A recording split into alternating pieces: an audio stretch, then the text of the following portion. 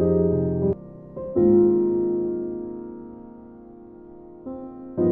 पुलांगा collective हमने बनाया, इसका फाउंडेशन है एक शॉर्ट स्टोरी जिसको प्रोफेसर विद्युत Mahanti, who is a short story writer, had written this short story in the year 1993, and again she redrafted the short story in new form after the super cyclone in 2013. So these two short stories of Professor Vidyut Mahanti, ये जो दो short story विद्युत महांती जी के, उसको इस दो short story ने हमको इंस्पायर किया है ये प्रोग्राम बनाने के लिए. So it is better I should tell you the story. Basically Pulanga एक ट्री है, वृक्ष है, जो ऐसे ज़्यादा उसको यूजफुल माना नहीं जाता, बट जो दलित्स है उनके लिए पुलांगा बहुत यूजफुल है.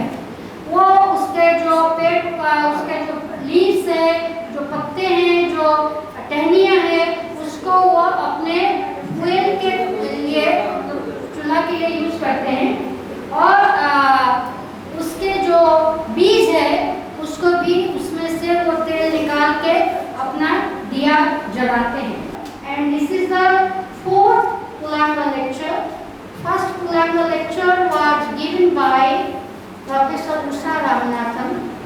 Second Pulanga lecture was given by the social activist from Jharkhand, Jayamani Banda. And the third Pulanga lecture was given by another social activist from Uttar Pradesh, Richa Singh. And this is the fourth Pulanga lecture for which we have invited Mansi ji to deliver the Pulanga lecture.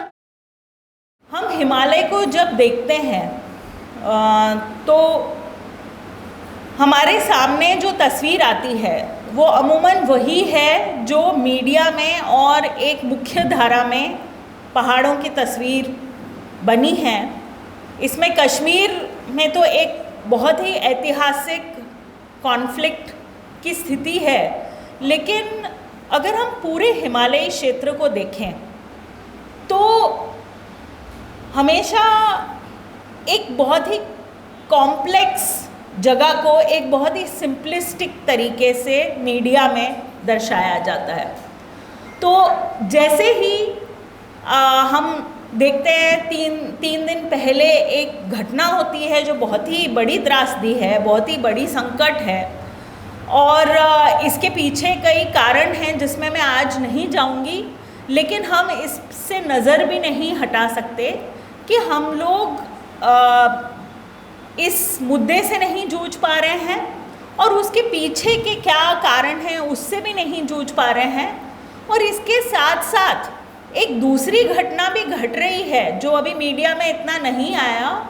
एक रामबान करके जम्मू में जगह है, वहाँ पे भयंकर landslides और land subsidence पूरा धंस रहा है, वो हो रहा है, और वहाँ पे कई जाने भी गई हैं. और जैसे जोशीमठ में हुआ और जैसे किन्नौर हिमाचल प्रदेश जहाँ पे मैं हूँ वहाँ हुआ, और वो ऐसा हो रहा है जम्मू में भी, ये जो ज़मीन का धंसना है. और ये जो बड़ा डिज़ास्टर है, इस डिज़ास्टर की न्यूज़ कहीं अब दब गई है, क्योंकि हमारा जो पूरा अटेंशन है ये अभी एक जो वहाँ पे राजनीतिक स्थिति, और राजनीतिक स्थिति में भी वो कॉन्फ्लिक्ट नहीं कि वहाँ के लोगों पर क्या असर पड़ रहा है, लेकिन हमारी अब कहीं और ध्यान चला गया है, जो एक दो देशों के बीच में जो लड़ाई है उस पर चला गया है मीडिया का ध्यान. और ये कहने की कोशिश है कि हिमालय को हमेशा एक स्ट्रेटेजिक फ्रंटियर की तरह देखा गया है, और क्योंकि हम उसको एक बैरियर, एक फ्रंटियर ऐसे स्कूल में हमें पढ़ाते हैं, हम उसको वैसा देखते हैं, तो हम वहाँ की कॉम्प्लेक्सिटी, वहाँ के लोगों की परिस्थिति नहीं देख पाते.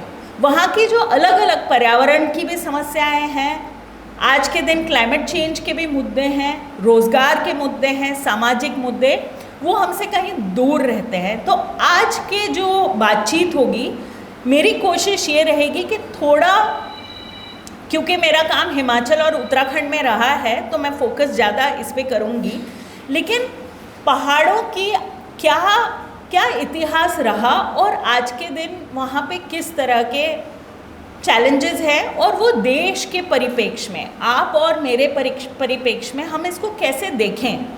क्योंकि हिमालय को देखने की भी जो पूरी नज़र है वो मेनलैंड इंडिया की नज़र है, लेकिन अगर जैसे एक हिमल मैगज़ीन है, उन्होंने एक नक्शा निकाला था जिसमें उन्होंने उल्टा कर दिया था हिमालय को नीचे और ये क्या कहते हैं साउथ को ऊपर किया था, वैसे हमें इन्वर्ट करने की ज़रूरत है गेज़ को, कि हिमालय के अंदर से कैसा दिखता है, दुनिया कैसी दिखती है, और दोनों तरफ, चारों तरफ वो हमें देखने की ज़रूरत है।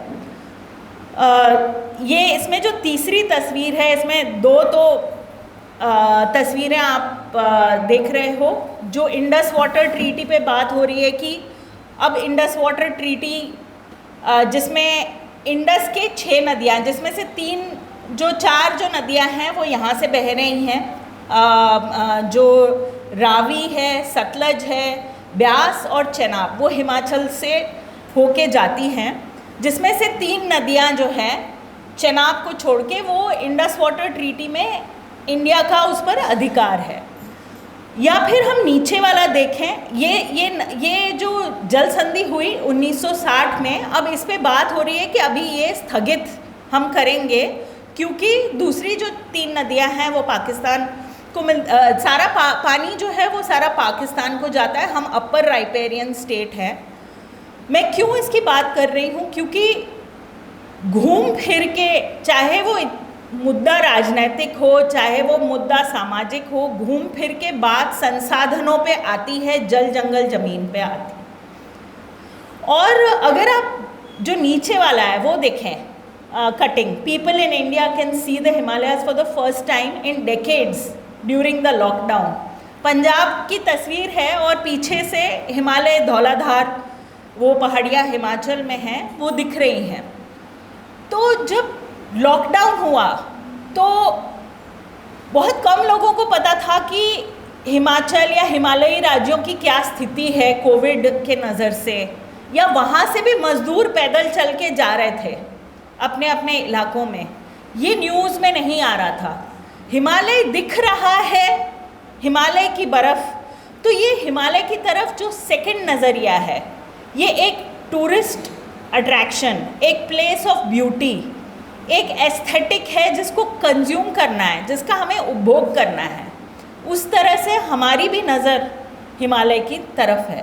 तो 2 प्रकार के चित्र हैं। अगर सोशल मीडिया पे आप रील्स खोलेंगे इंस्टाग्राम पे तो आपको चित्र मिलेंगे, बहुत सारे लोग पहाड़ों में घूमने जा रहे हैं, कितना सुंदर है, बर्फ़ में लौट रहे हैं, या आपको मिलेंगे कि बर्फ़ के नीचे से, सड़क से गाड़ियाँ गिर रही है, डिज़ास्टर हो रहा है ना, सब लोग हंस रहे हैं, युवा लोग, क्योंकि ये सच है। ये 2 छवियों के बीच एक डिज़ास्टर है, एक बहुत क्राइसिस है और एक बहुत सुंदर है। इस बाइनरी में आज के दिन पहाड़ फंसे हैं और पहाड़ का नज़रिया फंसा है, और यहाँ के जो लोग हैं, यहाँ के जो मुद्दे हैं, इस पर बात नहीं होती, इसलिए आज हम इस पर बात करेंगे। नेक्स्ट। तो अगर हम वाकई में हिमालय को देखें तो इसको समझना इतना आसान इसलिए नहीं है क्योंकि आप देखिए कि इसकी जोग्राफिक जो लोकेशन है, इसकी जो जोग्राफिक स्थिति है, इसका जो भूगोल है, इसका जो भूगर्भ है, मतलब आप सोचिए कि 70 मिलियन साल पहले एक 2 जो इंडो यूरेशियन प्लेट्स टकराते हैं और समंदर जो टेथिस सी है उसमें से धीरे धीरे ये पहाड़ बनता है जो आज भी बन रहा है। ये बनने की प्रक्रिया ही ख़त्म नहीं हुई। ये इतना जियोलॉजिकली डायनामिक लैंडस्केप है, ये इतना डाइवर्स लैंडस्केप है, ये इतना कॉम्प्लेक्स लैंडस्केप है। हम चाहते हैं कि हम इसको एक बार में समझ लें और एक लेबल चिपका के इसको समझ लें, तो हम नहीं समझ पाएंगे, क्योंकि इसके अंदर भी डिफरेंट एल्टीट्यूडनल जोन्स हैं। अगर हम नेक्स्ट थोड़ा देखते हैं कि इसका जो दूसरा जो महत्व है वो क्या है इस ऑल्टीट्यूडनल जोन की वजह से, क्योंकि ऑल्टीट्यूड यानी जो ऊंचाई है वो उसकी मेन जो उसकी क्या कहते हैं, एक जो उसकी खासियत है हिमालय की, और इसको थर्ड पोल भी कहते हैं। थर्ड पोल क्यों कहते हैं? क्योंकि पानी का तीसरा सबसे बड़ा दुनिया का संग्रह यहाँ पे है बर्फ़ के रूप में।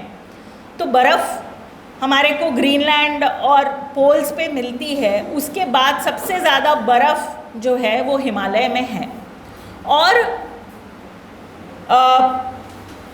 लगभग 50 मिलियन यानी कितने करोड़ हो गए, 5 करोड़ लोग तो हिमालय, इंडियन हिमालय के 12 स्टेट्स में रहते हैं। उसके साथ साथ हम बोलते हैं नदी जा रही है ना, नदी का पानी वेस्ट जा रहा है ना, इसलिए डैम करना चाहिए, ऐसा मानते हैं इंजीनियर। लेकिन हिमालय की नदियों की खासियत ये है कि जो पूरा सेडिमेंट ये ले जाती हैं, जो यहाँ के जो पहाड़ हैं वो पूरा उसकी रेतीली जो मिट्टी है वो नीचे जाती है, तब जाके हमारे गंगा बेल्ट, ब्रह्मपुत्र बेल्ट और ये पूरा जो इंडो पंजाब प्लेन्स हैं उसकी जो खेती है वो इतनी उपजाऊ क्यों है। हमारी फूड सिक्योरिटी आज के दिन इसी क्षेत्र से बनी है, जो सेडिमेंट सारा हिमालय की नदियाँ लाई हैं, जिसमें Ganga river basin, Brahmaputra river basin और इंडस रिवर बेसिन, ये 3 जो नदियाँ हैं, ये पूरा कम से कम नहीं तो 60 करोड़ की आबादी इस हिमालय पे डिपेंड है, इस बर्फ़, इस स्नो, इन नदियों पे डिपेंड है। और इसमें हम अगर थोड़ा आगे जाते हैं नेक्स्ट,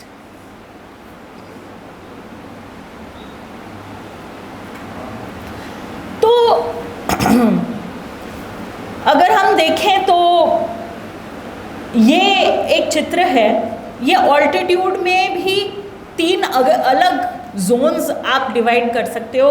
एक सबसे नीचे होगी नदी, नदी के ऊपर जाएंगे आप खेत देखेंगे, आप टेरेस फार्म्स, उसके ऊपर जाएंगे थोड़ा आपको जंगल दिखेगा, और जंगल के ऊपर आपको दिखेगा पैस्चर, एल्पाइन पैस्चर बोलते हैं, जहाँ पे बर्फ़ पड़ेगी, जहाँ ट्री लाइन ख़त्म हो जाती है, उसके बाद पेड़ नहीं होते। हमारा ऑब्सेशन है कि सब जगह पेड़ होने चाहिए, इसमें भी अब पेड़ लगाए जा रहे हैं, उसके बारे में मैं बात करूँगी। लेकिन ये स्नो लाइन है, यहाँ पे बर्फ़ पड़ती है, और ये जो ऑल्टीट्यूड है, हम बोलते हैं हिमालय बहुत फ्रेजाइल है, बहुत फ्रेजाइल है बोलते हैं ना, फ्रेजाइल है, वो फ्रेजाइल है अगर आप उसको छेड़ते हो तब वो फ्रेजाइल है, क्योंकि वो अलग है, वो जियोलॉजिकली अलग है। लेकिन ये जो डिफरेंट ऑल्टीट्यूड जोन्स हैं उसमें इतनी डाइवर्सिटी है, बायोडाइवर्सिटी, इकोलॉजिकल डाइवर्सिटी, हर जहाँ पे ऑल्टीट्यूड क्यों इम्पोर्टेंट है, क्योंकि हर स्लोप की डाइवर्सिटी अलग है। जहाँ धूप पड़ती है वहाँ अलग टाइप का जंगल है, जहाँ धूप नहीं पड़ती है वहाँ अलग टाइप का जंगल है, वहाँ अलग टाइप की पूरी इकोसिस्टम है, और ये आपस में सारा लिंक्ड है। और साथ में नेक्स्ट अगर हम देखेंगे, ये लाहौल का है, इस जो पूरी इलाके में ये तो कम से कम साल के 6 से 8 महीने बर्फ़ से ढका रहता है, ये वाला इलाका, इसको बोलते हैं ट्रांस हिमालय।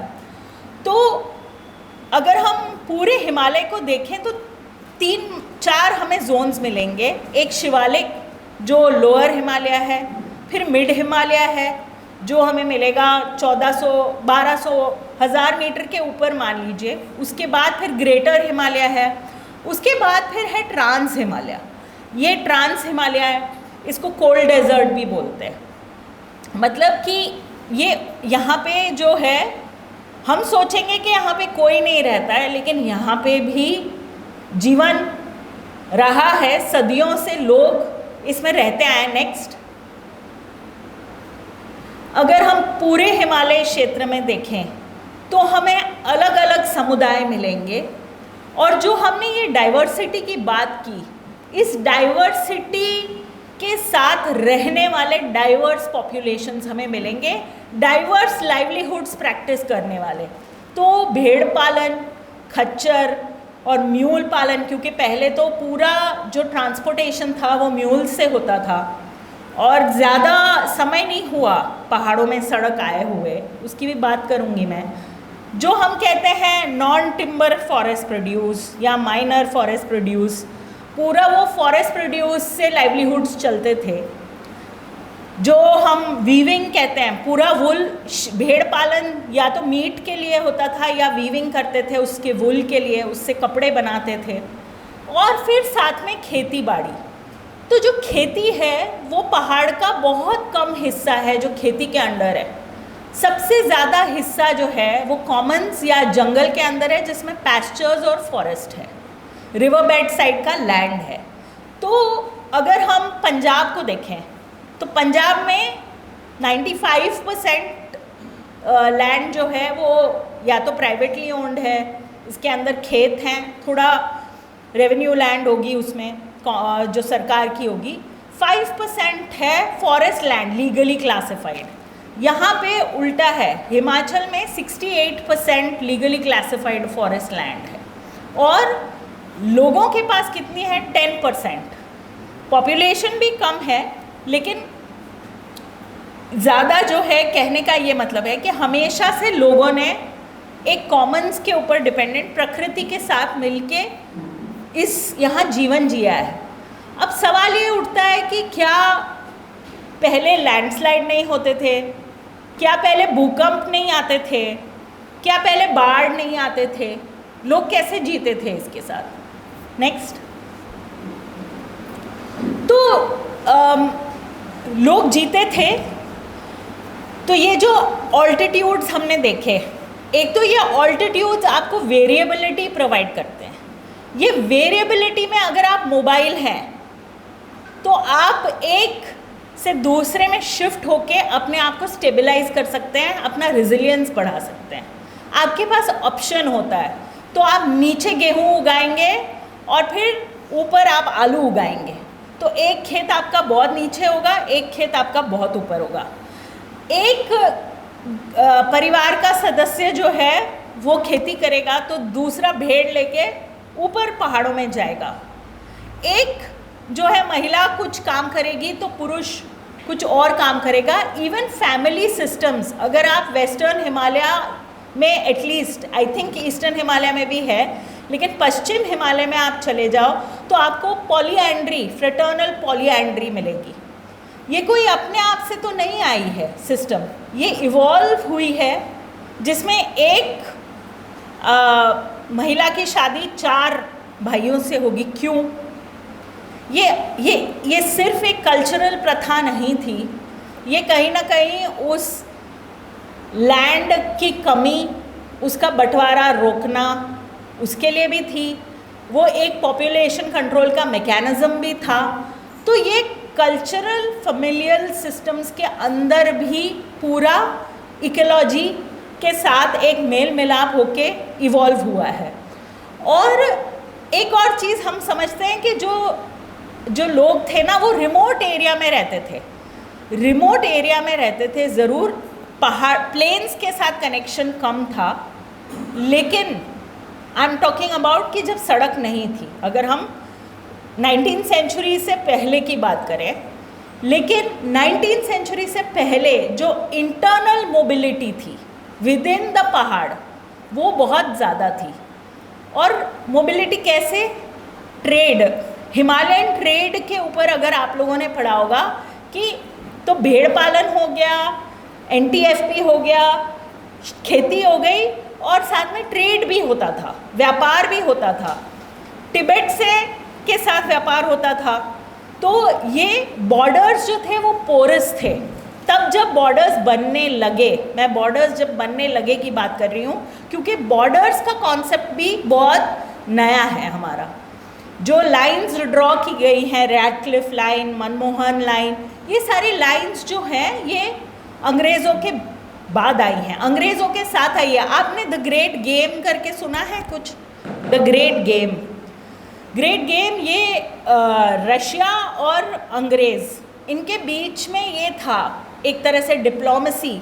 जब यहाँ पे अंग्रेज़ आए और वहाँ से रशिया, कहीं कौन पहाड़ों पे रूल करेगा और ये पहाड़ किस तरह से बैरियर बनेंगे और बॉर्डर कहाँ होगी, इसके लिए एक, और ट्रेड किसके कंट्रोल में होगा, यहाँ के रिसोर्सेज किसके कंट्रोल में आएंगे, वो एक कॉलोनियल टाइम पे इम्पीरियलिस्ट जब एम्बिशंस थे तब ये कहते हैं ग्रेट गेम चल रहा था हिमालय के ऊपर, खासकर जो हिंदू कुश हिमालय हम कहते हैं वो रीजन सेंट्रल एशिया में। और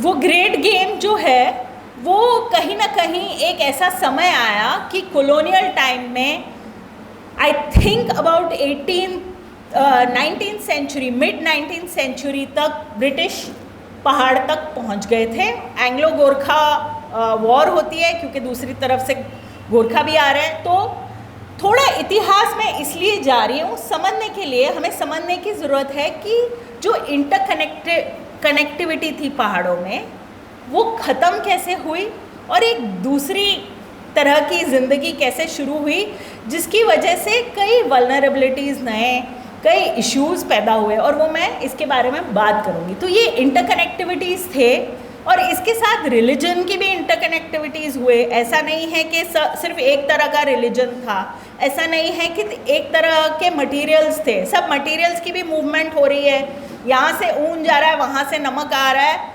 तो हमारा जो अंडरस्टैंडिंग है कि लोग पिछड़े हुए थे, उनको कुछ पता नहीं, वो मास्टर ट्रेडर्स थे, वो बहुत रिसोर्सफुल थे, एंटरप्रेन्योरल थे, मार्केट्स भी थे इसमें। तो ऐसा नहीं है कि ये सारा डेवलप नहीं था, ये डेवलप था, लेकिन हम इसको डेवलपमेंट नहीं मानते, उस पर मैं ला रही हूँ ध्यान। नेक्स्ट, और रिलीजन्स, जैसे मैंने कहा, इसमें एक जो चीज़ हमें throughout the Himalayan region देखने को मिलती है, लोकल डीटीज़ का बहुत बड़ा रोल था। तो हमारी समझ है कि एक तरह का रिलीजन था वहाँ पे, या वहाँ पे जैसे हमें वैष्णविज़्म दिखता है आज के दिन, उत्तराखंड जैसे 4 धाम हम जाते हैं, लेकिन उससे पहले शैविज़्म का दौर था, उससे पहले बुद्धिज़्म का दौर था, और गांव-गांव में आपको अलग अलग डीटीज़ मिलेंगे, जो हर गांव की अपनी डीटी है, जो किसी एक खास रिलीजन से अटैच नहीं, इनके इन्फ्लुएंसेस बहुत बाद में हमें देखने को मिलती हैं। ये डाइवर्सिटी को, मैं कल्चरल डाइवर्सिटी को पॉइंट आउट कर रही हूँ। नेक्स्ट, लेकिन अंग्रेज़ों के आने के बाद क्या हुआ, जब 19th सेंचुरी में जब अंग्रेज़ आए तब तक यहाँ पे किंगडम्स और प्रिंसली स्टेट्स थे, ज़्यादा छोटे छोटे किंगडम्स थे, लेकिन किंगडम्स कभी बहुत ज़्यादा पावरफुल नहीं थे। जैसे प्लेन्स में किंगडम्स होते हैं ना, काफ़ी पावरफुल थे उस टाइम पे। यहाँ पे पावरफुल क्यों नहीं थे किंगडम्स? क्योंकि उनकी मिलिट्री इतनी पावरफुल नहीं थी, और उनके जो पूरा क्या कहते हैं, एक तरह से जो स्टेट का दबदबा है वो इतना ज़्यादा नहीं था, क्योंकि वो इतना जोग्राफिकली डिफ़िकल्ट था कि रेवेन्यू कलेक्ट कर पाना इतना आसान नहीं था, रोड्स नहीं थे जब तक अंग्रेज़ नहीं आए। तो जब अंग्रेज़ आए तो फर्स्ट थिंग उन्होंने रोड्स बनाए, रोड्स बनाने के बाद रेवेन्यू एडमिनिस्ट्रेशन सेटअप हुआ, राजाओं के साथ संधियाँ हुई, फॉरेस्ट डिपार्टमेंट सेटअप हुआ, और बहुत बड़ा फॉरेस्ट ब्यूरोक्रेसी हुआ, और बहुत सारा यहाँ पे डिफॉरेस्टेशन होके, क्योंकि स्लीपर्स के लिए चाहिए था फॉरेस्ट, और बहुत सारा जो लोअर हिल्स में डिफॉरेस्टेशन हुआ वो अंग्रेज़ों के आने के बाद हुआ है। पहाड़ों में आप उत्तराखंड में देख लो, हिमाचल में देख लो, और बहुत सारा लंबरिंग होता था, नदियों से ऊपर पेड़ काटते थे और उसके पेड़ के पूरा जो तना है वो पानी में डालते थे और नीचे जाता था। तो रेलवे भी ब्रिटिश लाए उस टाइम पे, जो छोटा रेलवे, नैरो गेज रेलवे, इस तरह से कंस्ट्रक्शन शुरू होता है। और एक जो पूरी जीवन की पद्धति थी वो धीरे धीरे चेंज होना शुरू होती है। जो ट्रेड था उस पर भी रेवेन्यू कलेक्शन शुरू होता है। और अगर हम देखें तो आज़ादी की लड़ाई में हमें सुनने को मिलता नहीं, लेकिन हिमाचल में भी काफ़ी आज़ादी की लड़ाई लड़ी गई। प्रजामंडल मूवमेंट कहते हैं एक हुआ था, वहाँ पे पेजेंट्स ने पार्टिसिपेट किया था आज़ादी की लड़ाई में, क्योंकि उनके ऊपर जो टैक्स और उनसे जो लेबर लिया जाता था। सारा जो रोड कंस्ट्रक्शन हुआ है, आप शिमला जाते हो तो शिमला किसने बनाया है? शिमला जो है उतनी हाइट में कभी पहाड़ों में लोकल लोग नहीं रहते थे। क्यों? क्योंकि पानी पहुंचाना ऊपर मुश्किल है। तो जब शिमला बनाना शुरू हुआ, अंग्रेज़ों ने शिमला को क्यों बनाया समर कैपिटल? उनको गर्मी लगती थी यहाँ नीचे प्लेन्स में, तो उन्होंने वहाँ पे समर कैपिटल बनाया। और वहाँ पे लोग पानी नीचे से नदी से ढो के ऊपर लाते थे। पूरे जो स्लेव्स रखे थे उन्होंने, वो स्लेव्स कौन थे? बॉन्डेड लेबर, सब वहीं के लोग थे, पहाड़ी लोग। तो कहीं ना कहीं अगर हम देखते हैं, Shimla was not a town which should have had a population, such a large population. They changed, the colonial government established a city over there, a capital over there, and that the entire establishment that was set up required a lot of resources, including human resources. और वो सारा जो है हम लोगों को देखने को मिलता है कि सेटअप हुआ। आज भी वो टाउन स्प्रेड हो रहा है, लेकिन वाटर का क्राइसिस जब होता है तो हम सब नदी से नीचे से ला रहे हैं। तो किस तरह से इस बारे में सोचने की ज़रूरत है कि जब हम किसी भी एनवायरमेंटल इश्यू को देखते हैं तो हम इसको हिस्टोरिकली कभी भी नहीं देखते कि इसके हिस्टोरिकल और कॉलोनियल रूट्स क्या हैं। तो मैं थोड़ा वो पॉइंट आउट कर रही हूँ। एनीवे, ये फर्स्ट टाइम हुआ अंग्रेज़ों के आने के बाद कि जंगल पे सबसे बड़ा जो रोक लगाया कि भेड़ पालन, क्योंकि भेड़ पालन वो मानते थे is a very dangerous profession for what? One, इसमें हमें पता नहीं लोग कहाँ कहाँ जा रहे हैं, you can control the population. Second is you want to not only control the mobility of population, you want to control the sheep because they are going to destroy the trees, people are going to destroy the trees. तो ये पूरा जो एक भेड़ पालन को negative नज़रिए से देखना, ये शुरू होता है कॉलोनियल पीरियड में। और भेड़ पालन रोकना ज़रूरी है अगर जंगल बचाने हैं तो। This is very much a conceptualisation of the colonial forest bureaucracy. और साइंटिफिक फॉरेस्ट्री पहली बार आती है उस टाइम पे। और नेक्स्ट स्लाइड में जाएंगे, इसमें हम देखेंगे जो चीड़ पाइन का ट्री है ना, आप अगर पहाड़ों में जाओगे आपको ये ट्री बहुत दिखेगा और ये बहुत ग्रीन लगता है। ये नेटिव ट्री है, ये एग्जॉटिक नहीं है, लेकिन ये पहले मिक्स फॉरेस्ट में होता था। अंग्रेज़ों ने क्या किया, इसमें से रेजिन निकलता है। रेजिन जो है वो टर्पेंटाइन बनाने में यूज़ होता है, प्लस ये टिम्बर के लिए बहुत अच्छा है।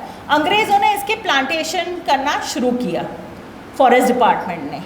और अगर ये मोनोकल्चर किया जाए तो इसमें से जो वो गिरता है एक नीडल, वो इतना कम्बस्टेबल है, हाईली कम्बस्टेबल। जहाँ पे भी पैस्चर्स थे अंग्रेज़ों ने ये पेड़ लगाया। आज जब आग लगती है, हिमालय में आग लग गई, आप लोगों ने सुना होगा फॉरेस्ट फायर्स, वाइल्ड फायर्स की बात होती है, तो क्या कहते हैं headlines? Climate change is causing forest fires. Himachal का जो टोटल फॉरेस्ट कवर है उसका 30% is pines, and this pines are the main reason for the forest fires. This is not a climate problem, it's not an environment problem alone. हाँ, dryness ज़्यादा होती है तो आग और जल्दी लगती है, correct, but this is also a colonial problem, it's a political problem. क्योंकि अंग्रेज़ सरकार जाने के बाद जो हिमाचल का फॉरेस्ट डिपार्टमेंट था उन्होंने, और सिर्फ हिमाचल नहीं, ये जम्मू कश्मीर में है, ये उत्तराखंड में है, और अगर आप ईस्टर्न हिमालय में जाओ वहाँ पे भी आपको चीड़ पाइन मिलेगा। As a policy green cover बढ़ाने के लिए और रेवेन्यू बढ़ाने के लिए, क्योंकि रेजिन और टिम्बर दोनों बेचते हैं, इसका रेवेन्यू बढ़ाने के लिए ये इसका प्लांटेशन 80s 90s तक कंटिन्यू हुआ। और ये सारे जो प्लांटेशंस हैं इसने लोगों के पैस्चर्स ख़त्म किए, और जो फॉडर का क्राइसिस है आज के दिन in Himachal, in states like Himachal, is because of this tree, क्योंकि इसकी वजह से ग्रास भी नहीं उगता है नीचे, फॉरेस्ट फ्लोर में कुछ और नहीं उग सकता, एकदम अग्रेसिव ट्री है। आपके यहाँ हो सकता है नीलगिरी हो या कोई और जो बहुत पानी खींचता है, सूखा करता है, ये वैसा ट्री है, बहुत ही ज़्यादा अग्रेसिव। तो इसकी वजह से आ गए। इससे पीछे जाएंगे, दूसरी क्या चीज़ हुई, इंडिपेंडेंस फ्रीडम मूवमेंट के, नहीं इससे पीछे, फ्रीडम मूवमेंट के बाद ये हिमाचल का चित्र है, और इसमें आपको 3 डैम्स दिखेंगे। एक तो भाखड़ा है, एक है पौंग डैम, एक है Pandoh dam. Within a very small area you have 3 large dams. अब आपको मैंने बताया था ये सीस्मिकली एक्टिव एरिया है, जियोलॉजिकली डायनामिक एरिया है। 1950s में भाखड़ा की बात शुरू होती है, उसके बाद विद इन 20 ईयर्स ये दूसरे 2 डैम भी बन जाते हैं। लेकिन इन डैम्स में हज़ारों हेक्टेयर जंगल की ज़मीन भी डूबती है, कई हज़ारों लोग डिस्प्लेस होते हैं। क्यों? क्योंकि नेशनल इंटरेस्ट के लिए करना था। भाखड़ा डैम क्यों बना? क्योंकि ग्रीन रेवोल्यूशन में पंजाब को पानी पहुंचाना था, तो भाखड़ा डैम बनना था, और लोगों ने फ्री में अपनी ज़मीन दी। आज अगर आप जाओगे जहाँ पे लोगों की ज़मीन गई है पहाड़ों में, बिलासपुर करके एक जगह है, लोग आपको बताएंगे कि हमने सैक्रिफाइस किया, हमें लगा हम बहुत अच्छा काम कर रहे हैं, देश को अनाज मिलेगा, हमको बताया गया कि आप ज़मीन दोगे देश को अनाज मिलेगा, तो लोगों ने ऐसे ही दे दी अपनी ज़मीन, और उनको दूसरी जगह बिठाया गया। कहाँ? हरियाणा, राजस्थान। पहाड़ के लोगों को आदत नहीं है उधर बैठने की, वहाँ से वापस आके जंगलों में लोगों ने खेती बनाई, क्योंकि वहाँ एडजस्ट नहीं हो पाए। आज भी उनके फॉरेस्ट राइट्स में उन्होंने, फॉरेस्ट राइट्स एक्ट है उसमें क्लेम उन्होंने डाला है, अभी भी उनका क्लेम सेटल नहीं हुआ है, क्योंकि उनको एंक्रोचर माना जाता है। खैर, ये जो पानी को रोकने वाला काम हुआ, it started from the dam building started. तो जो एक हम कह रहे थे कि जो पहले की जंगल के ऊपर जो आजीविका थी उस पर डायरेक्ट हिट हुआ, और पूरी जो लाइफस्टाइल है वो धीरे धीरे बदलने लगी। लोगों का जो धीरे धीरे डिपेंडेंस था वो एलियनेशन शुरू हो गया, कट ऑफ शुरू हो गया, ये मॉडर्न डेवलपमेंट की वजह से। नेक्स्ट, ये मैंने बात कर ली। नेक्स्ट, और ये हम देखेंगे आजकल बहुत इसकी बात होती है, आर्किटेक्चर, हिमालयन आर्किटेक्चर बहुत ज़्यादा फेमस है। इस टाइप ऑफ आर्किटेक्चर को बोलते हैं काठकुनी। काठकुनी आर्किटेक्चर की हिस्ट्री अगर हम देखेंगे, ये बहुत इंटरेस्टिंग तरीके से बनाते हैं। ये पूरा अगर घर जो है ये टूटा तो आप डिसमेंटल करके दोबारा दूसरी जगह खड़ा कर सकते हो। ये अर्थक्वेक प्रूफिंग इसकी बहुत ही अच्छी होती है। सारा लोकल मटेरियल स्टोन और वुड से बना होता है और मिट्टी से। अब ये जो है धीरे धीरे सीमेंट में कन्वर्ट हो गया। अब उसमें अर्थक्वेक प्रूफिंग नहीं है उस तरह की। लेकिन जब भी लैंडस्लाइड्स होते हैं, खासकर कंक्रीट के मकान पे, अब जब लैंडस्लाइड होते हैं, ऐसा नहीं है पहले लैंडस्लाइड नहीं होते थे। हमने एक गांव देखा किन्नौर में, वो गांव 3 बार शिफ्ट हुआ। उस गांव का जो नाम है ना, वो नाम ही शलखर उस गांव का नाम है, और उनका जो पुराना नाम था उसका मतलब ही था शिफ्टिंग विलेज। मीन्स कि कहने की बात ये है, कभी नदी फ्लैश फ्लड एक साइड से आ रहा है, कभी लैंडस्लाइड एक साइड से आ रही है, तो वो मूव करते थे, अपने घर दूसरी जगह बना लेते थे, क्योंकि इजी था मूव करना। अब कंक्रीट का आप मूव नहीं कर सकते। तो एक जो जीवन शैली थी उसमें एक लचीलापन, जो मैं पहले कह रही थी, there was a mobility in it, and there was an autonomy. Now that autonomy is not there. Now you are settled, you are fixed, you can't move. अब लेकिन जब लैंडस्लाइड्स होते हैं तो हम पॉलिसी डॉक्यूमेंट्स देखते हैं क्लाइमेट अडेप्टेशन पे, तो उसमें बहुत बड़े बड़े लेक्चर होते हैं कि लोगों ने अपना पुराना छोड़ दिया, people have become greedy, people are worried about their social status. But if you look at the price of wood now in the market versus the price of cement, it is cheaper to build a cement house. क्योंकि forest department से जो लकड़ी, एक भी लकड़ी, now there is a TD ban, there is a timber distribution ban. So earlier people had access to the forest. They did not have to go through the forest department. There was no centralization. Now there is a green felling ban in the Himalaya. Next. And next. हाँ, इसकी बात हो रही थी अभी पहले. Anyone knows what this is? Chipko movement. So this is a controversial photograph. Some people say it was recreated. So this is not of the day of the Chipko movement. Gaura Devi करके एक महिला थी, लाता रेणी गांव है गढ़वाल में. ये लड़ाई, जैसे कि स्वर्णा जी ने कहा कि एक स्पोर्ट्स की कंपनी थी जो क्रिकेट बैट बना रही थी उत्तर प्रदेश में. तब उत्तराखंड नहीं था, उत्तर प्रदेश ही था उत्तराखंड में. और ये जो लड़ाई थी, वो लड़ाई ये थी कि लोग कह रहे थे जंगल हमारा है, और स्पोर्ट्स कंपनी को सरकार ने बिना पूछे दे दिया, और ठेकेदार आए काटने के लिए यूपी से. और यहाँ पे महिलाओं ने वो पेड़ को वो ठेकेदारों को रोका, और रोकने के लिए वो पेड़ के इर्द गिर्द खड़ी हो गई. अब कई बार इसको एनवायरमेंटल मूवमेंट की तरह प्रेजेंट किया जाता है.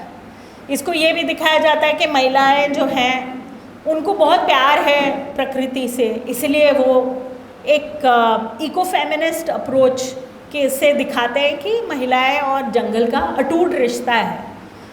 सच बात तो ये है, जिस पे कम बात होती है, कि जब सुबह से लेके शाम तक सारा घर का काम, खेती का काम, जंगल का काम सब अगर महिलाओं को करना है, तो रिश्ता जो है वो श्रम का रिश्ता है, डायरेक्ट लेबर का रिश्ता है. वो एक तरह से वो रोल उनके ऊपर समाज ने डाला है कि आपको जंगल से लकड़ी लानी है. तो अगर जंगल बचाने जाएंगे, वही जाएंगे, उन्हीं को पता है कि कब क्या हो रहा है जंगल में, तो वही जाएंगे बचाने के लिए. और वो जंगल को बचा रहे थे किससे? वो कह रहे थे ये जंगल पे हम लोग यूज़ करने का अधिकार है. तो ये रिसोर्स की लड़ाई थी, ये रिसोर्स का कॉन्फ्लिक्ट था. ये एनवायरमेंटलिज्म अगर हम एक नज़र से देखें कि ये कोई बचाने, लेकिन इसके बाद क्या हुआ? चिपको मूवमेंट के बाद सभी जगह 1980 से ग्रीन फेलिंग बैन पहाड़ों में लगा. तो हिमाचल में भी ये था कि 2/3 of the total geographical area should be under forest. ये नेशनल फॉरेस्ट पॉलिसी है, और हिमाचल में भी वो बैन लगा. लेकिन वो बैन लगने से, एक ब्लैंकेट बैन लगने से लोगों के जो राइट्स, वो बैन किसके लिए लगना था? वो तो लगना था कि ये इसका कमर्शियल एक्सप्लॉयटेशन नहीं होना चाहिए. लेकिन ब्लैंकेट बैन लग गया, और लोगों को, अब लोग खुद भी अपने ज़मीन पे भी एक पेड़ नहीं काट सकते. आफ्टर एक बड़ा केस चला सुप्रीम कोर्ट में, गोदावर्मन केस, आप लोग जानते हैं 96 में. अब अपने ही खेत में भी लकड़ी नहीं काट सकते, जिन्होंने खुद अपनी लगाई है लकड़ी. तो ये जो चिपको मूवमेंट हुआ, उसका जो रियल मीनिंग था कि लोगों का अधिकार जंगल पे होना चाहिए, वो मीनिंग ना हो के इसको एक कि पहाड़ों में जंगल बचाने की ज़रूरत है, और इसके लिए टिम्बर डिस्ट्रीब्यूशन और फ्यूल वुड कटिंग पे बैन होना चाहिए. और इसमें फिर लोगों को ही इसका, पूरे पहाड़ों में इसका लॉ जो है एक फॉलो करना पड़ रहा है, जिसमें फॉरेस्ट डिपार्टमेंट का तो कटिंग बंद हुआ, लेकिन लोगों का भी बंद हो गया. तो पीछे जाएंगे.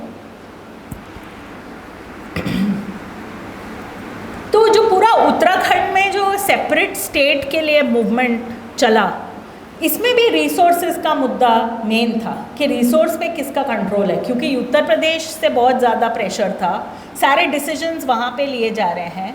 और पहाड़ों में अगर आप पूरा देखें, नेक्स्ट आगे आइए, ये मैं इसलिए दिखा रही थी क्योंकि इसमें सॉरी पीछे जाइए, अब मैं परेशान कर रही हूँ मैं थोड़ा।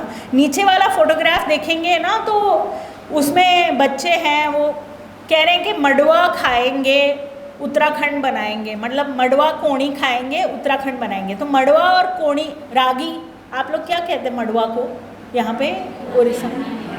मंड्या कहते हैं, वहाँ पे मडुआ कहते हैं। मैं जहाँ हूँ वहाँ कोदरा कहते हैं, तो अलग अलग नाम है। लेकिन बेसिकली ये जो लड़ाई थी ये सिर्फ ये अपनी आइडेंटिटी की भी लड़ाई थी। तो अगर आप पहाड़ों में देखें तो पहाड़ का हमेशा ये एक आइडेंटिटी, और लाइक आदिवासी एरिया में जैसे आइडेंटिटी का मुद्दा रहता है सर्वाइवल का, वैसा हिमालयन रीजन में भी रहा है। नेक्स्ट, ये हो गया।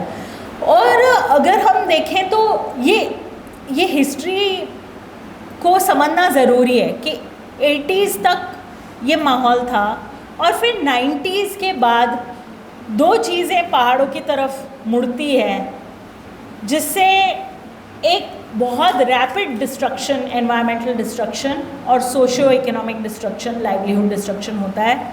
सबसे पहले टूरिज़्म। जब 90s में मिलिटेंसी कश्मीर में ज़्यादा होती है तो हिमाचल की तरफ ज़्यादा टूरिस्ट आता है, बट बेसिकली जो टूरिज़्म है वो टूरिज़्म के लिए जिस लेवल पे कंस्ट्रक्शन, जिस लेवल पे अर्बनाइजेशन होता है, एक वो, और दूसरी तरफ हाइड्रो पावर प्रोजेक्ट्स। क्योंकि 90s तक बात क्या थी कि डैम जो है वो, तब तक डैम्स का इशू बड़ा हो गया था, नर्मदा बचाओ आंदोलन ने रेज़ किया, वर्ल्ड कमीशन ऑन डैम्स ने रेज़ किया। फिर एक नई टेक्नोलॉजी आई, run of the river projects. जो run of the river projects है, इसमें बिजली बनाई जाती है। इसमें क्या करते हैं कि इसमें बड़ा स्टोरेज एरिया नहीं चाहिए, बड़ा डैम नहीं बनाना है। पहाड़ से तो वैसे भी नदी आ रही है, एकदम तेज़ी से आ रही है, उसको रोक के एक टनल में डाल देते हैं, पहाड़ में टनल बनाते हैं, वो टनल से फिर नदी को निकालते हैं नीचे। वो इतनी फास्ट हो जाती है तब तक कि वहाँ पे टरबाइन अंडरग्राउंड चलता है और वहाँ से बिजली पैदा होती है। फिर वहाँ पे दूसरा डैम, फिर तीसरा, चौथा, बम्पर टू बम्पर। अगर आप देखेंगे, हिमाचल आ जाइए, सतलज नदी में अगर आप घूमने जाएंगे कहीं, या फिर आप ब्यास वैली में घूमने जाइए, बम्पर टू बम्पर डैम्स आपको मिलेंगे।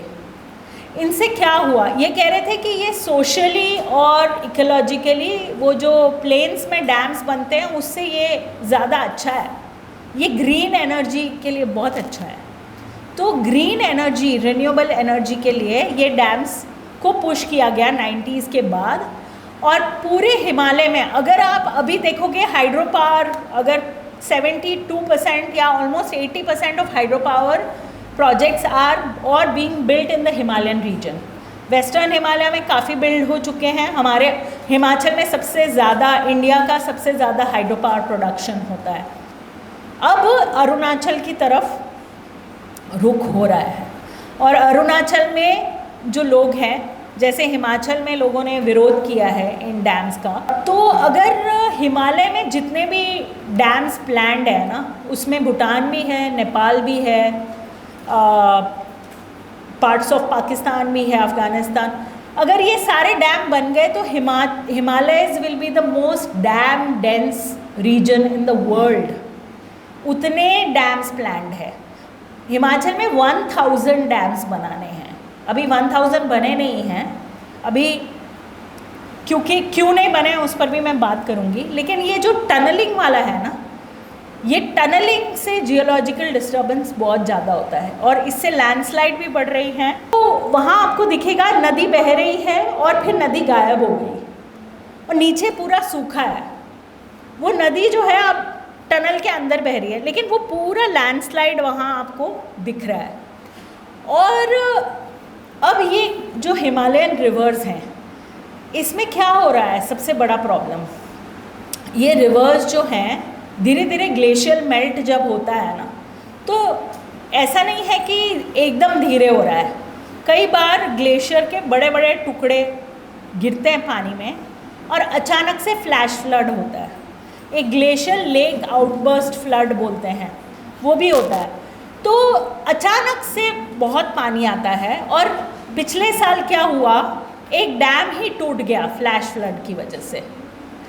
अब जब इसमें दो चीज़ें होती है, फ्लड या तपोवन में भी ऐसा हुआ कि जो 200 workers were on the wall of the dam, आप लोगों ने वो 21 के इमेजेस देखे होंगे जहाँ वो पूरे वॉश आउट हो गए। तो ऊपर एवलांच हुआ या ग्लॉफ हुआ या क्लाउड बर्स्ट हुआ और फिर सब नीचे आया। दूसरा क्या होता है, ये डैम्स ऑब्स्ट्रक्शन तो क्रिएट कर ही रहे हैं, साथ में जब वो टनल बनाते हैं तो जो खोद के जो मलबा निकलता है, जो डेब्रीज निकल रहे हैं, वो कहाँ डालते हैं, वो सब नदी के किनारे होता है पाइल्ड अप। जैसे ही बारिश आती है वो पानी नदी में जाता है, तो नदी का जो सिल्ट है, सिल्ट लोड वो बढ़ता है, तो नीचे वो डिस्ट्रक्शन करता हुआ जाता है। तो आज के दिन हिमालय में जो फ्लड्स हो रहे हैं, जहाँ भी डैम्स हैं, उसका इम्पैक्ट बहुत ज़्यादा है। तो डैम्स की वजह से डिज़ास्टर और ज़्यादा हो रहे हैं। नेक्स्ट, ये एक एप्पल ऑर्चर्ड है, उसमें लैंडस्लाइड आया है उस ऑर्चर्ड में। इस ऑर्चर्ड के नीचे से टनल जा रही है हाइड्रो पावर प्रोजेक्ट की। और जब हम यहाँ पे जो ऑर्चर्ड ओनर है ना, इनसे हम बात कर रहे थे लैंड यूज़ कैसे चेंज हुआ। तो यहाँ पे पहले एक ओक फॉरेस्ट था, ओक फॉरेस्ट से लोग अपना भेड़ चराते थे यहाँ पे और जानवर चराते थे और अपना जंगल का काम था इसका।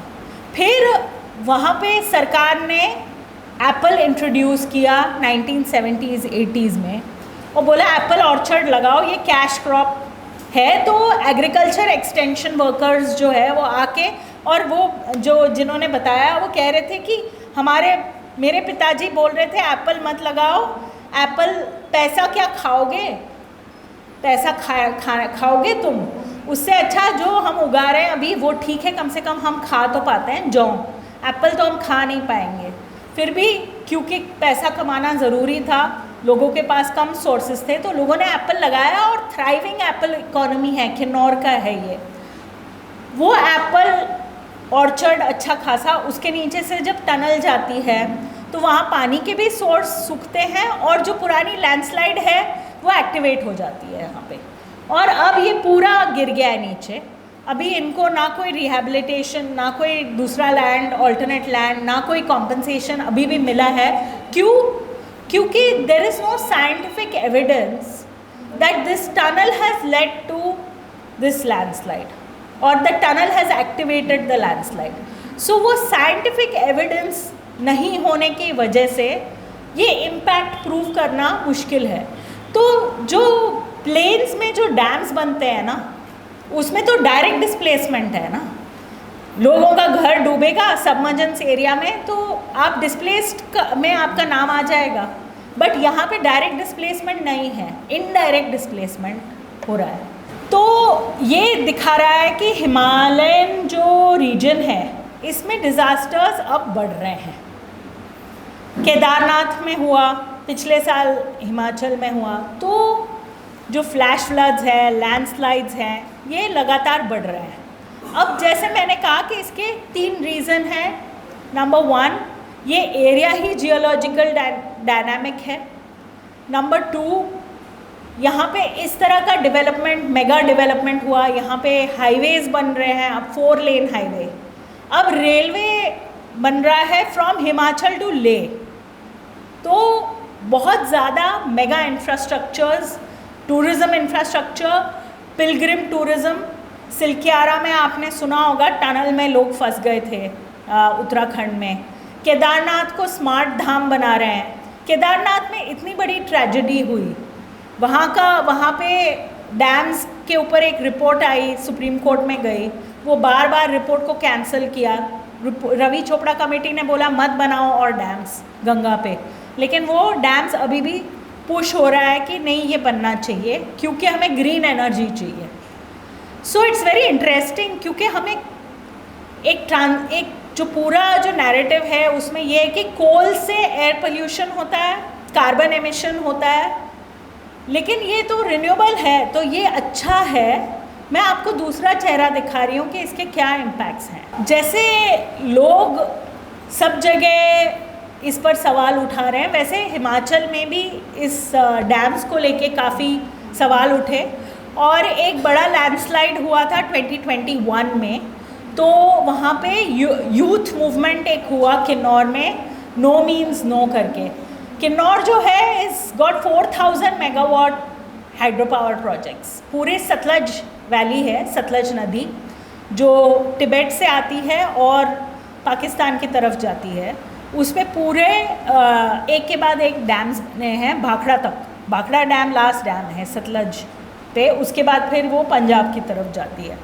तो वहाँ पे अब हो रहा है कि अभी और डैम्स 28 डैम्स और बनने हैं उस पर।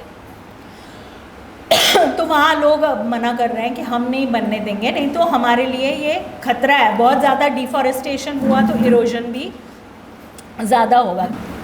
तो ये जो है किसी यूथ एक्टिविस्ट ने वो टीनेजर है वो, उन्होंने वो फ़ोटो बनाई है किन्नौर के लोगों की, नो मीन्स नो कैंपेन इन्होंने एक सोशल मीडिया पे चलाया था।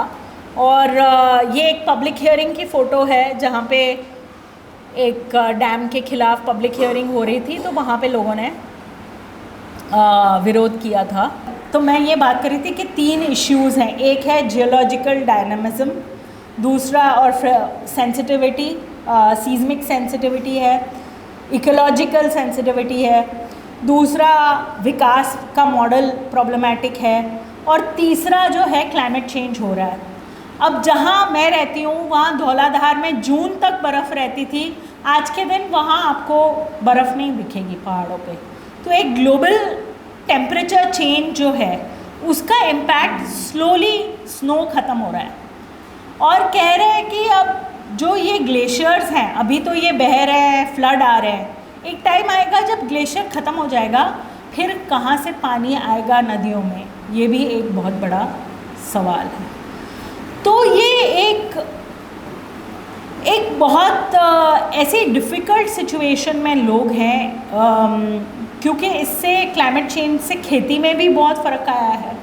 ये इशू पूरे सबका इशू है, सिर्फ हिमालय का नहीं। लेकिन हिमालय में जो अगर पूरी दुनिया में 1.5 डिग्री बढ़ा टेम्परेचर, तो हिमालय में 2.5 बढ़ेगा और ज़्यादा बढ़ता है, और उसका और ज़्यादा इम्पैक्ट दिखता है, क्योंकि बहुत ही, जैसे मैंने कहा कि स्नो की वजह से, वो बहुत जल्दी पिघलने की वजह से मौसम चेंज बहुत फास्ट होता है उसका। और दूसरी तरफ बहुत सारे और इश्यूज़ वहाँ चल रहे हैं जो पॉलिटिकली एक तरह से और दबाव डाल रहे हैं इस रीजन पे।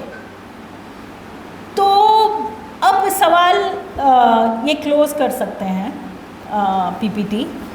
अब मैं जाती हूँ इसको नेशनल लेवल पे, और थोड़ा मैं बात करना चाहूँगी जैसे हम लोग ने जब 90s में एक्टिविज़म जब मैं आई, एनवायरमेंटल जस्टिस मूवमेंट्स के में क्या चल रहा था उस टाइम पे, तो 98 में करीबन कह सकते हैं कि मैंने अपनी जर्नी शुरुआत की। और जब मैं उड़ीसा आ रही थी तब भी ये चीज़ थी। लेकिन क्या हो रहा था उस समय एनवायरनमेंट लॉज के ऊपर बहुत ज़्यादा फोकस था कि एनवायरमेंटल लॉज जो हैं इसको स्ट्रेंथन करना है, public participation, public access to information को स्ट्रेंथन करना है, एनवायरमेंटल डिसीजन मेकिंग में पब्लिक पार्टिसिपेशन को बढ़ाना है, और एक EIA environment impact assessment notification 1994 ये आया था। तो और फिर उसमें उस समय RTI एक्ट भी फॉर्म्युलेट हुआ, राइट टू इंफॉर्मेशन एक्ट। उस समय फॉरेस्ट राइट्स एक्ट भी फॉर्म्युलेट हुआ। उस समय 7 में एक रिहेबिलिटेशन पॉलिसी आई, उसके बाद फिर एक लॉ भी बना कॉम्पेंसेशन लार करके, लैंड एक्विजिशन, वो 2013 में बना, लेकिन उसकी जो स्ट्रगल है वो पहले से चल रही थी। तो लीगल एडवोकेसी और लीगल फॉर्म में एनवायरमेंटल जस्टिस, जुडिशियल एक्टिविज़म बहुत स्ट्रॉन्ग था, बहुत सारे ऐसे जजमेंट आ रहे थे, तो कोर्ट की तरफ एक नज़र रहती थी कि एनवायरमेंट इशू पे और लोगों को न्याय अगर मिलना है तो कोर्ट का दरवाज़ा हम खटखटा सकते हैं। और 2010 में नेशनल ग्रीन ट्राइब्यूनल भी बना, तो उसकी तरफ भी हम देख रहे थे।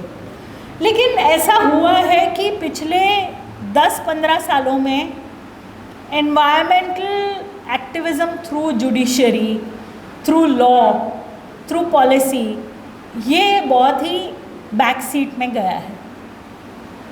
मतलब वो एनवायरमेंट डेमोक्रेटिक जो स्पेस है वो श्रिंक हुआ है। कैसे हुआ? एनवायरमेंटल इम्पैक्ट असेसमेंट 2006 मुझे अभी भी याद है, जब फर्स्ट चेंज आया उसमें कि पब्लिक हियरिंग का पीरियड जो है वो छोटा कर दो। पब्लिक हियरिंग से पहले एक पीरियड होता है जिसमें आपको जो भी पब्लिक हियरिंग को पता है, आपको एनवायरमेंट क्लियरेंस पब्लिक हियरिंग, किसी भी प्रोजेक्ट लगाने से पहले आपको जो गांव है उसमें इंफॉर्मेशन देना है, ये प्रोजेक्ट लगने से आपके ये फ़ायदा होगा, ये नुकसान होगा, और इसमें सारी जानकारी लोगों तक पहुंचनी होती है।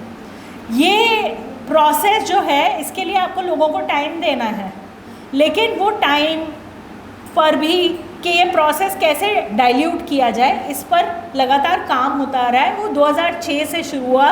2006 में मैसिव प्रोटेस्ट हुआ था मिनिस्ट्री ऑफ एनवायरनमेंट में कि ये हम डाइल्यूट नहीं होने देंगे ये लॉ। लेकिन धीरे धीरे धीरे धीरे सर्कुलर के बाद सर्कुलर, पॉलिसी के बाद पॉलिसी से ये लॉज जो सारे प्रो पीपल लॉज हैं वो भी डाइल्यूट हुए हैं पिछले कुछ समय में। आरटीआई एक्ट में भी अब डाइल्यूशन अमेंडमेंट आ रहा है। तो धीरे धीरे वो जो स्पेसेस हैं और सिविल सोसाइटी का जो एंगेजमेंट है उसमें भी फ़र्क आया है। मुझे बोलने की ज़रूरत नहीं, आप लोग देख रहे हैं। मैं ये कहूँगी कि this has made us rethink, there is a need to rethink, क्योंकि कहीं ना कहीं मुझे लग रहा है कि we need to have another way of looking at, maybe we haven't thought enough about what are the alternative developmental models, क्योंकि इकोनॉमिक ग्रोथ की भी एक लिमिट है। ये ऑल्टरनेटिव मॉडल्स क्या होंगे, इस पर काम भी हुआ है, लेकिन बहुत ही एक क्या कहते हैं साइलोज में या छोटे एक गांव में, 2 गांव में, इस तरह से। लेकिन वो गांव वो तो एक बड़े लेवल पे नहीं हो सकता है, उसको फैला नहीं पा रहे हम लोग, तो ये कैसे होगा। दूसरा ये भी हुआ है कि जो पूरा एनवायरमेंटलिज्म का आइडिया है इसमें ही बदलाव आ गया। तो अब क्या है एनवायरमेंटलिज्म? सरकार ही अब एनवायरमेंटलिज्म की सबसे बड़ी प्रोपोनेंट है ना, क्योंकि हम नेट ज़ीरो की बात करते हैं। नेट ज़ीरो सुना है आप लोगों ने? नेट ज़ीरो क्या है कि हमें कार्बन जो है वो ज़ीरो पे लाना है, कार्बन प्रोडक्शन। तो कैसे लाएंगे हम पूरा शिफ्ट हो जाएंगे कोल से हाइड्रो पावर में, सोलर पावर में। लेकिन large scale solar power, large scale hydro power के इम्पैक्ट्स आप देख रहे हो, वैसे ही सोलर और विंड के भी वैसे ही इम्पैक्ट्स हैं। उसमें बहुत लैंड चाहिए, सोलर इज़ हाईली लैंड। अगर if you do a centralised electricity production and you want to connect to the grid, then you need a lot of land. So wind energy के transmission के लिए भी जंगल cut रहे हैं, solar के transmission के लिए भी जंगल कट रहे हैं। और अब सुप्रीम कोर्ट ने, पहले तो ये होता था कि डेवलपमेंट वर्सेस एनवायरनमेंट, अब सुप्रीम कोर्ट में जो एक जजमेंट आया है जिसमें सुप्रीम कोर्ट ने बहुत अच्छा बोला कि क्लाइमेट की वजह से लोगों के लाइवलीहुड्स ख़त्म हो रहे हैं, ये राइट टू लाइवलीहुड और लाइफ का सवाल है। ये बहुत ही अच्छा जजमेंट है। लेकिन अगर आप जजमेंट का सोर्स देखो तो क्या था, केस क्या था कि एक MK रंजीत सिंह केस है, उन्होंने वो कोर्ट में क्यों गए, क्योंकि विंड एनर्जी प्रोजेक्ट है वो पूरा जो पैस्चर लैंड्स हैं और एक बर्ड है बस्टर्ड करके, ग्रेट इंडियन बस्टर्ड, उसका पूरा हैबिटेट ख़त्म हो जाएगा अगर उसका ट्रांसमिशन लाइन बनता है वो विंड एनर्जी प्रोजेक्ट का। तो कोर्ट ने क्या कहा, ये रिन्यूएबल एनर्जी प्रोजेक्ट है और एक बस्टर्ड है और पैस्टोरलिस्ट है, तो हमको रिन्यूएबल एनर्जी की साइड लेनी पड़ेगी, क्योंकि क्लाइमेट चेंज रोकना है अगर हमें, तो हम बस्टर्ड को नहीं सेव कर सकते, हम ये पैस्चर लैंड को नहीं सेव कर सकते। हमें जो है ये रिन्यूएबल विंड एनर्जी प्रोजेक्ट था अदानी का, हमें इसको लगाने के लिए परमिशन देनी पड़ेगी। तो वो कोर्ट में ने जजमेंट दिया that we have to choose between climate and biodiversity. पहले था we have to choose between development and environment, now we have to choose between biodiversity and climate. तो क्लाइमेट मिटिगेशन पर ही सवाल उठता है कि हम किस चीज़ को क्लाइमेट मिटिगेशन माने, क्योंकि एक जो पूरा एनवायरमेंटल प्रोजेक्ट है, अब इसमें जो मेन दो चीज़ बायोडाइवर्सिटी जो एक क्लेम है हमारे सरकार का, वो क्या है कि हम बायोडाइवर्सिटी बचाएंगे, and there is now a private wildlife sanctuary in this country which is Vantara, and there is a private project। अब चीताज का मैं एक बहुत अच्छा आर्टिकल है, आप वाइल्ड ड्रीम्स करके लेटेस्ट कैरावैन में आप देख सकते हैं। तो चीता हम अफ्रीका से लाके यहाँ इंट्रोड्यूस कर रहे हैं, तो हम अपना बायोडाइवर्सिटी को बढ़ाने के प्रोजेक्ट्स कर रहे हैं, और इसमें हमें अगर वनतारा को सौंपने हैं चीते, हम वहाँ भी ले जाएंगे, या हम एक नया वाइल्ड लाइफ सेंचुरी भी क्रिएट करेंगे। लेकिन ऑलरेडी ये सवाल तो उठे हैं कि ये वाइल्ड लाइफ सेंचुरीज़ जो है, क्या ये कॉन्जर्वेशन मॉडल सही है कि नहीं है। पेड़ लगाने की भी बात कर रहे हैं, अब ग्रीन क्रेडिट प्रोग्राम है, तो ग्रीन क्रेडिट में हम प्राइवेट पार्टीज़ को कहेंगे कि आप प्लांटेशंस करिए। तो हम हर तरीके से एनवायरनमेंट को बचाने के लिए, India is now on the global stage the front runner for protection of environment, for climate action.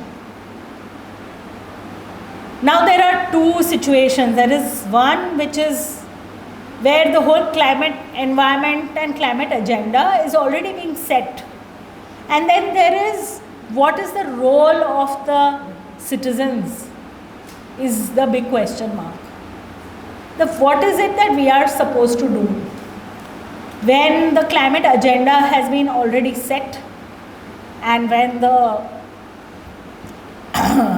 the climate agenda that has been set is causing more problems rather than becoming the solution. Because even हम लोगों ने एक study की थी on plantations, क्योंकि ये hydro power projects में जितना एरिया जा रहा है उसमें डबल एरिया में आपको प्लांटेशन करना है जो आप काट रहे हैं उसके एवज में। तो वो प्लांटेशन के जो अगर हम सर्वाइवल रेट्स देखें 10%, sometimes the plants are just not planted, there is no place to plant the plants, people are not asked, जिनके यहाँ पे भेड़ चढ़ते हैं, बकरी जाती है या कहीं, उनकी कंसेंट के बिना प्लांटेशन हो रहा है, उनके फॉरेस्ट राइट्स अभी सेटल नहीं हुए और प्लांटेशंस हो रहा है। ऐसी स्पीसीज़ का प्लांटेशन हो रहा है जो और इन्वेजिव हैं, जैसे हमने पहले ही देखा है प्लांटेशंस के साथ प्रॉब्लम। तो there are lot of problems with plantations also. So and जहाँ पे एल्पाइन पैस्चर्स हैं वहाँ यू डोंट नीड प्लांटेशन, वहाँ you don't need trees, there also you want to put trees. So there are lot of questions with regard to what is environmentalism, what is the climate solution, because what is being told to us as solution is bringing new problems. Now what are we going to do? And this is a challenge in front of the citizens of not just this country, this is a global challenge, but the countries in the global south are going to face more problems. And within these countries, it is the poorest people, It is the areas which are marginalized. It is the states which are marginalized. It is the people which are marginalized, the communities which are marginalized, whether they are Dalits, whether they are Adivasi, whether they are women. It is they who are going to bear the brunt of this climate action also. Because the burden of saving the environment is on women. The burden of saving the environment. So you come out of the wildlife sanctuary because you are going to now make it a national park. Simlipal is going to convert from a wildlife sanctuary to a national park. I read it in the papers today in the morning. So the burden of conservation continues to lie with the people who have not caused the problem of destruction or degradation of forest, of environment. And this is where the injustice is. So when we say historical injustice, we have to remember, yes, it is a historical injustice. It is from the colonial times. It is not something which is new. But it is also some caste injustice even older than colonial. But I am talking about the resources that the degradation we see today or the depletion we see today. It's not something that we can just overlook the historical role. The vulnerability, if you are seeing today's vulnerability, the people in the mountains are vulnerable because of some historical factors, but today they are being made even more vulnerable.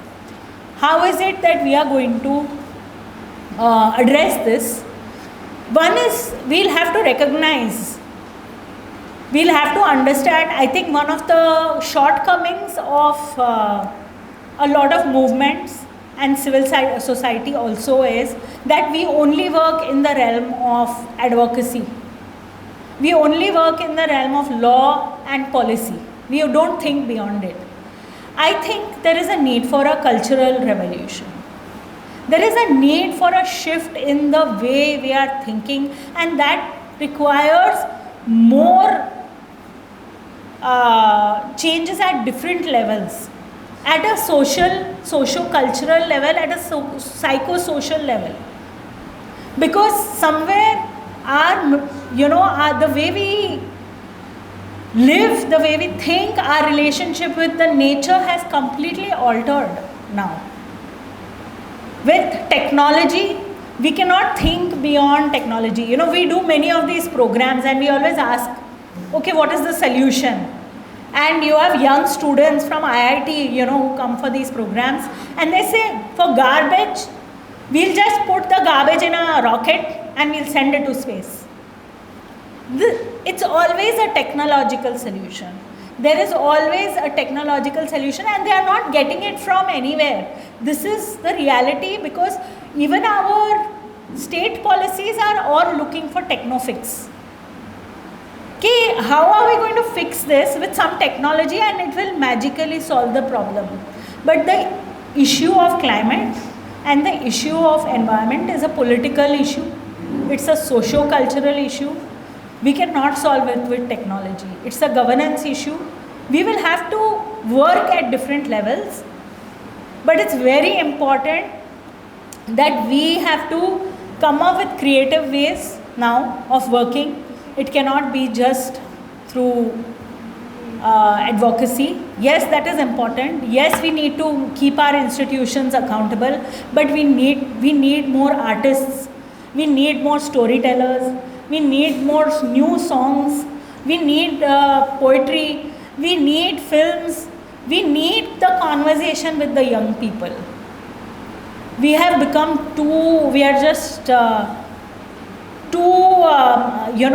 expert. We look for experts to provide solutions. Unfortunately, I feel this climate has become completely an expert science and expert centered discourse. We have to break this. I am not saying science is not important. Science is very important. But there is an indigenous science. There is an integration of indigenous and modern science also that is possible. There's a need to learn from each other. We don't have a single capsule, one size fits all. Himalaya के लिए अलग तरीके के चीज़ चाहिए। Copy paste हम नहीं कर सकते मॉडल्स, पॉलिसीज़, तो हमको अलग अलग तरीके से, लेकिन हाँ प्रिंसिपल्स हमारे सेम हो सकते हैं। और इसमें 3 प्रिंसिपल्स हैं जो मैं बोलना चाहूँगी, and then I will close. First principle I will say is democratize. We have to fight to keep the democratic space alive. चाहे वो रिप्रेजेंटेशन है, बट वो it is not enough, direct participation, direct democracy at the Gram Sabha level, at the municipal level, everywhere. Second is decentralize. We cannot expect centralized solutions to solve localized problems. We cannot expect the solution to come from COP. It's a cop out. COP में से हमको answer नहीं मिलेगा, क्योंकि COP को तो पूरा fossil fuel lobby ने, सबसे ज़्यादा तो वो लोग ही जाते हैं इस COP में। हम जैसे लोग कहाँ जाते हैं? ये क्लाइमेट कॉन्फ्रेंस में कौन पहुँचता है वहाँ पे? वो अपना एजेंडा कर रहे हैं सेट, हमें अपना एजेंडा सेट करना है। So decentralise, first is democratise, second is decentralise, the third is decolonise. And decolonise I am saying because we can not use the same old lens of looking. I am not just saying, and when I say decolonize, I am not talking only about western view कि हमारा तो सबसे अच्छा है और waste का ऐसा, no, I am talking about when I say colonization it means कि कोई किसी के ऊपर थोप रहा है, जब कोई किसी को दबा रहा है, जब कोई ये मान रहा है कि मेरा नॉलेज तुम्हारे नॉलेज से सुपीरियर है और मेरा डिसीजन करेक्ट है क्योंकि तुम्हारा डिसीजन गलत है, क्योंकि तुम्हारे पास समझ नहीं है, तो वो थोपने को कॉलोनाइजेशन कहेंगे। वो किसी और को कहने की भी ज़रूरत नहीं, वो हमारे अंदर फिट हो गया है लेंस। हम खुद सोचते हैं कि हमें नहीं आता है, क्योंकि मैं सोशल साइंटिस्ट हूँ, तो मैं क्लाइमेट साइंस की बात नहीं कर सकती, नहीं मैं कर सकती हूँ। और जो महिला मेरे गांव में, मेरे पड़ोस में रह रही है, जो देखती है कि हर साल वेदर कैसे बदल रहा है, उसको भी पता है कि क्या हो रहा है, उसके गेहूं के साथ कौन सा कीड़ा लग रहा है, क्या हो रहा है। तो क्लाइमेट साइंस जो है उसके अंदर ये जो हमारा लेंस घुस गया है कि एक्सपर्ट आके हमें बताएंगे, तो ये इसको मैं कह रही हूँ, ये दिमाग का कॉलोनाइजेशन है। ये जिस तरह से हम एक जगह को देखते हैं, वहाँ के लोगों को देखते हैं, आदिवासियों को देखते हैं, ये एक कॉलोनाइजेशन है, हमें इसको चैलेंज करना है। ये 3 चीज़ें, डिसेंट्रलाइज, डेमोक्रेटाइज, डीकॉलोनाइज, ये 3 हम करेंगे तो आगे के रास्ते हमें ज़रूर मिलेंगे, क्योंकि हमारे पास होप के अलावा और कोई चारा नहीं है। होप तो रखना ही पड़ेगा। And change is never comes in one generation. In history we've seen that it takes a very long period for change to come, hundreds of years.